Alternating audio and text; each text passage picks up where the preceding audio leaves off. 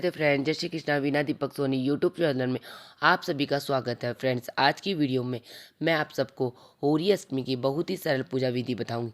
साथ ही होली अष्टमी का व्रत कब किया जाएगा और व्रत की पूजा की विधि का शुभ समय क्या रहेगा, ये संपूर्ण जानकारी आप सबको इसी एक वीडियो में मिल जाएगी। तो आप वीडियो को पूरा जरूर देखना। सर्वप्रथम तो आप सभी को होली अष्टमी की बहुत बहुत शुभकामनाएं। फ्रेंड्स, होली अष्टमी हिंदू धर्म के लिए हमारे अत्यंत महत्वपूर्ण पर्व है, जिसे खास तौर पर माताएं अपनी संतान की लंबी आयु, अच्छे स्वास्थ्य और समृद्धि की कामना के लिए करती है।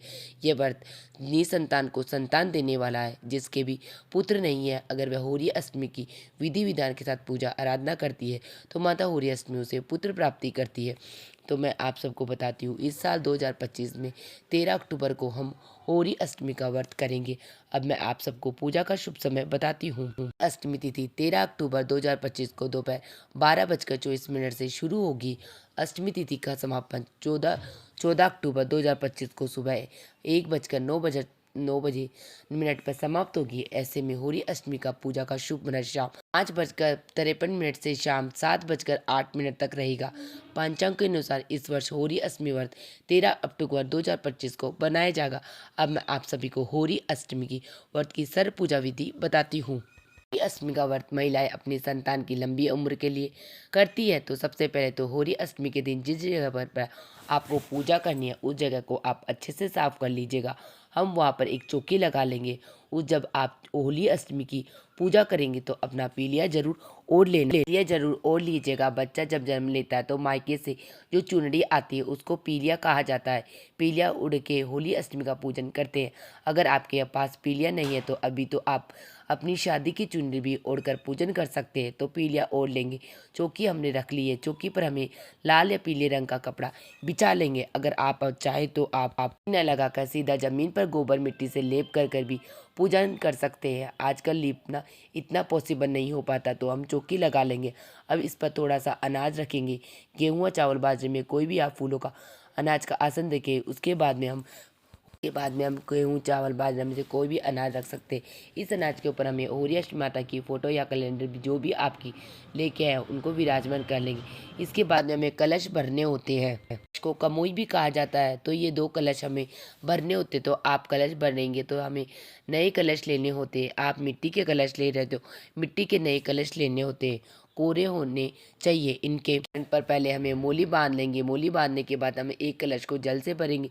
तो देखिए, किसी के यहाँ पर दोनों कलश जल से भरे जाते हैं और किसी के यहाँ पर एक कलश को जल से और एक कलश को अनाज से भरा जाता है। तो एक कलश को हम यहाँ पर जल से भर लेंगे और कंठ तक हमें शुद्ध जल से इसको भर लेना है। इसके बाद हम ढक्कन लगा देंगे। फिर दूसरा कलश है, दूसरे कलश के कंठ पर हम मोली बांध देंगे। इसको हम अनाज से भर लेंगे। कोई भी अनाज आप ले सकते, गेहूँ, चावल, बाजरा, चना, कोई भी अनाज आप ले सकते। दोनों हमने इस तरह से कलश तैयार कर लिए। अब ये कलश हम जो कैलेंडर है ना उसके पास रखेंगे। ऊपर नीचे 2 गढ़ के रूप में भी आप रख सकते हैं, या आप अलग अलग भी कलश को रख सकते हैं। बाद में देखिए, अगर आपके यहाँ पे शाहू माता की इस तरह की माला हो तो आप उनका भी पूजन साथ में ही कीजिएगा। तो हमारे यहाँ पर बच्चा जब पैदा होती है तब यहाँ पे शाहू माता बनाई जाती है। इसमें एक ही माला होती है। जितने भी बच्चे फिर घर में होते हैं उसके नाम के मोती इसमें डाले जाते हैं। कुछ लोग हर साल इसमें मोती डालते हैं और कुछ लोग बच्चे के जन्म के समय और शादी के समय इसमें मोती डालते हैं। तो अगर आपके पास भी है भी ये माला है तो आप कलश को भी माला पहना सकते हैं, या इस प्रकार काशी के कचौले में भी हम माला रख सकते हैं। तो हमारे यहाँ पे इस प्रकार काशी के कचौले में माला रखते हैं। तो मैंने काशी के कचौले में शाहू माता को विराजमान कर दिया। आपके पास माला नहीं है तो कोई बात नहीं, बगैर शाहू माता की माला के भी आप पूजन कर सकते हैं। इसके बाद हमें एक कटोरी में अनाज लेना। अनाज हम ओही माता के सामने रखेंगे। इस तरह से चौकी लग जाएगी। जब अब हाथ में जोड़कर होली अष्टमी माता से प्रार्थना करेंगे, हे माता, आज मैं आपका पूजन व्रत कर रही हूँ। आप मेरे व्रत पूजन को स्वीकार करें और मेरे बच्चों को दीर्घ आयु, लंबे आयु प्रदान करें। इस तरह से संकल्प करने के बाद फिर जल के छींटे लगा के सभी को स्नान करा देंगे। इसके बाद हम देसी घी का दीपक जलाए प्रज्वलित करेंगे। तो देखिए, किसी के यहाँ पर दीपक जलाया जाता है और किसी के यहाँ पर नहीं जलाया जाता। तो अगर आपके यहाँ पर दीपक जलाया जाता है तो अनाज के ऊपर आप दीपक जला लीजिएगा। नहीं जलाया जाता तो आप सीधा आप अनाज रख दीजिए। फिर हम गणेश जी का पूजन करेंगे। तो फोटो में भी गणेश जी आप अलग से गणेश जी का स्वरूप भी विराजमान कर सकते हैं। पहले हम गणेश जी को तिलक करेंगे, फिर हम ओरी माता को तिलक करेंगे। हल्दी से तिलक करना बहुत ही शुभ होता है, तो इस तरह से आप हल्दी से जरूर तिलक कीजिएगा। साथ में जो कलश हमने भरे शाहू माता है उन सबको तिलक करना जरूरी होता है, तो सभी को आप तिलक कर दीजिए। पहले अब सबको हल्दी से तिलक करिए, फिर रोली से तिलक करेंगे, और जो भी पूजा करें उन सबको भी हम तिलक कर देंगे। अब देखिए आप कलश भरे हैं ना, अगर आपको लग रहा है कि अगर आप कलश हिल रहा है तो उसके नीचे आप दीपक भी लगा सकते हैं। आपके कलश हिले नहीं। तिलक करने के बाद सभी को हम अक्षत यानी चावल समर्पित कर देंगे। इसके बाद हम वस्त्र स्वरूप कलावा समर्पित कर देंगे। तो कलश हम है उन पर हमने पहले ही कलावा बांध दिया था। फिर हम गणेश जी और होरी माता यहाँ पर वस्त्र स्वरूप कलावा समर्पित कर देंगे। अगर आपके पास लाल रंग की चुनरी है तो आप होरी माता को लाल रंग की चुनरी समर्पित कर दीजिएगा। नहीं हो तो कोई बात नहीं, सिर्फ कलावा भी समर्पित कर सकते हैं। अब हम भोग समर्पित करेंगे, तो भोग में आप के यहाँ पर हमारे यहाँ पर तो हलवे का आटे का हलवा बनाया जाता है। आटे का हलवा भोग समर्पित किया जाता है। अगर आप लोगों के आटे का हलवा नहीं समर्पित जाता तो आप पूरे भी बना सकते हो। जब पूजा कर रहे हैं तब आपने पकवान नहीं बनाया है तो कोई बात नहीं, आप बताशे का भोग भी समर्पित कर सकते हो। और जो भी भोग आप समर्पित करेंगे ना, वो आप ये जो कलश भरे इनके ऊपर भी जरूर रख दीजिए। इसके साथ ही हरे फलों का भोग लगाना भी बहुत शुभ माना जाता है, तो आप सिंगाड़े का भोग लगा सकते हैं, या जो भी ऋतु फल आपको मिल जाए उनका भोग भी आप लगा दीजिएगा।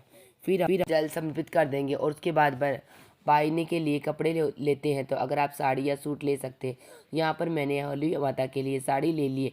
इस साड़ी के ऊपर आप चाहे तो आप श्रृंगार की चीज़ें रख दीजिए, आप चाहे तो श्रृंगार के सामान का भी स्किप कर सकते हैं। तो यहाँ पे मैंने श्रृंगार का सामान ले लिया है। आप साड़ी या सूट ले लीजिएगा। तो यहाँ पर मैंने साड़ी ले ली। फिर हम दक्षिणा चढ़ा देंगे। इसके बाद में हमें कथा सुननी होती है, तो होली माता की कथा सुनना बहुत ही ज़रूरी होता है। कथा सुनने के लिए हमने हाथ में अनाज ले लूँगी, गेहूँ चावल बाजरा कोई भी अनाज आप ले सकते हैं। अनाज हाथ में लेके हम कहानी सुन लेंगे। कहानी का वीडियो आपको चैनल पे अलग से मिल जाएगा, लिंक मैं डिस्क्रिप्शन में दे दूँगी। यहाँ कहानी सुनाती वीडियो अत्यधिक लंबा हो जाता। अष्टमी कथा सुनने के बाद थोड़ा सा अनाज हम सब को समर्पित कर देंगे। उसके बाद देखिए, अगर आपने यहाँ पर आधे दिन का व्रत किया जाता है, अगर आपके यहाँ पे आधे दिन का व्रत किया जाता है तो फिर आप ये जल का लोटा और ये अनाज सूर्य देवता को अर्घ दे दे। अगर आपके यहाँ पर तारों की छाँव का व्रत किया जाता है, तो यानी रात को आपको तारों को या चांद को अर्घ देना है, तो आप ये कहानी सुने हुए दाने इसको अपने पल्ले में बांध लीजिएगा। आप किसी बर्तन कटोरी में डाल के चौकी पे रख दीजिए। ये दोने बहुत ही सुरक्षित रखने होते हैं, क्योंकि रात को जब आप चंद्रमा को या तारों को अर्घ देंगे तो इन्हीं दानों से हमें अर्घ देना होता है। तो यहाँ पर हमने कहानी सुन ली है। उसके बाद फिर आरती करनी है। तो अगर आपको दिया जलाया है तो दिए से आप आरती कर लीजिए। पहले हम गणेश जी भगवान की आरती करेंगे, होरी माता की आरती करेंगे। आरती 5 बार दिए को इस तरह से क्लॉकवाइज घुमाकर आप फिर हम हाथ जोड़ के लेंगे। हाथ जोड़कर हम पूजा करनी है। पूजा करने के बाद हाथ जोड़कर होरी माता अपनी संतान की लंबी उम्र के लिए हम प्रार्थना करेंगे, और मेरे कमियों के लिए क्षमा याचना करेंगे। फिर हम बाना में नसते, तो बाने में नसने के लिए हम क्या करेंगे, अपने पल्लू में थोड़ा सा जल लेकर जो फिर सबके ऊपर से हमें 7 बार हाथ फेरना है, हाथ जोड़ लेंगे। इस तरह से हम बाना निकालते हैं। अब हमें क्या करना है, जो भी साड़ी या सूट हमने लिया है के ऊपर जितना भी भोग प्रसाद चढ़ा है वो सारा भोग प्रसाद रख लेंगे और दक्षिणा रख लेंगे। ये हमारा बाना है जो हमें अपनी सासू जी को देना है। ये सारी चीज़ें आप अपनी सासू जी को दे सकते हैं।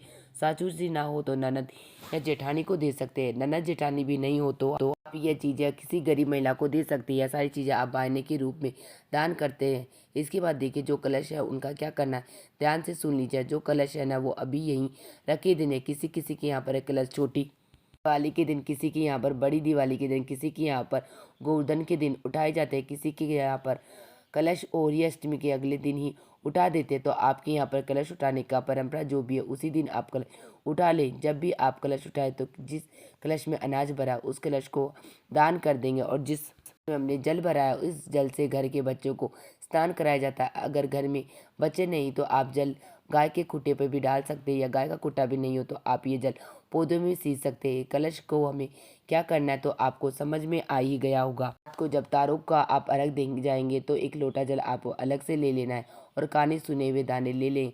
फिर आप तारों को अर्घ दे दीजिएगा और तारों का पूजन कर लीजिएगा। फ्रेंड्स, इस तरह से हमें होरी अष्टमी के व्रत की पूजा करते हैं। होरी अष्टमी की सरल पूजा विधि आप लोगों को कैसी लगी मुझे कमेंट करके जरूर बताना, और अगर ये पूजा विधि आप लोगों को पसंद आई है और वीडियो आपके लिए थोड़ा सा भी यूज़फुल है तो प्लीज़ वीडियो को लाइक कर लेना और चैनल को सब्सक्राइब कर लेना, जिससे आने वाली वीडियो का नोटिफिकेशन आप लोगों को मिल सके। वीडियो देखने के लिए आप सभी का धन्यवाद। मिलते हैं नेक्स्ट वीडियो में, तब तक के लिए राधे राधे फ्रेंड, जय श्री कृष्ण और होली अष्टमी की बहुत बहुत शुभकामनाएं आप सभी को। और आप